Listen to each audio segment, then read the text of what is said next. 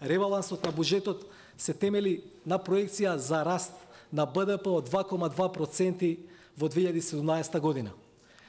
Ова е најконзервативна проекција за економски раст на земјава. Народна банка предвидува економски раст од 2,5%, Светска банка од 2,8%, а Европската комисија од 2,9% за Македонија годинава. Намерата на Министерството за финансии е да има реална и остварлива проекција. А ако во 2017 година се оствари економски раст кој ќе биде повисок од проектираниот, тоа ќе значи и понизок буџетски дефицит.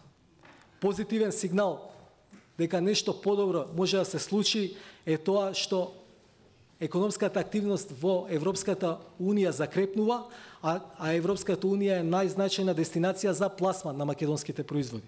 Ребалансот обезбедува и средства за нови мерки и активности на владата, кои се во насока на директна подршка на работниците и граѓаните за подобрување на нивниот животен стандард, како и подршка на домашните предпријатија. Јас ќе дадам неколку примери. Прво, обезбедени се средства за субвенционирање на минималната плата, со цел таа да се покачи на 12.000 денари од септември. Со оваа мерка се предвидува подршка за работодавачите во износ од околу 70% од потребниот пораст на бруто платата. Второ, за активните политики и мерки за подршка на вработувањето во приватниот сектор, со ребалансот се дополнително алоцирани 112 милиони денари и тие ќе изнесуваат 667 милиони денари.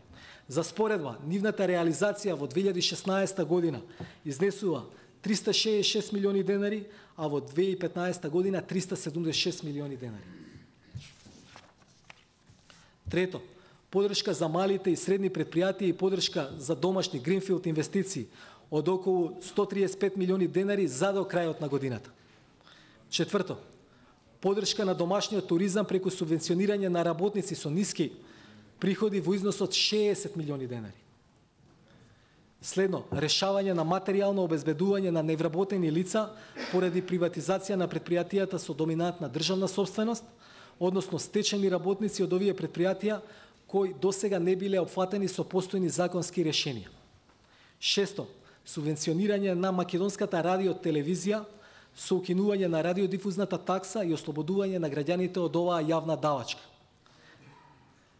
Подршка за ИПА проекти во износ од 500 милиони денари за буџетско учество и повлекување на донации, со цел да се обезбеди интензивирање на активностите поддржани од ЕУ во периодот на предпристапување, како и поголема искористеност на европските фондови.